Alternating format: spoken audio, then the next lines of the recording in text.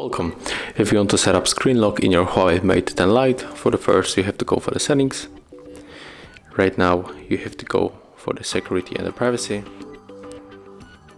Here we have to go for the screen lock and the passwords and click to set lock screen password. Here we are able to set the 6-digit PIN, but also we can change the unlock method. So let's click right here, and I think that I'm going to set up the simple pattern.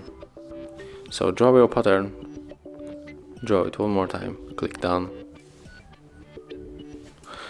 And I don't want to add the fingerprint, so right now we can just lock the device and check our new lock method. Thank you guys for watching, leave thumbs ups, comments and subscribe to our channel.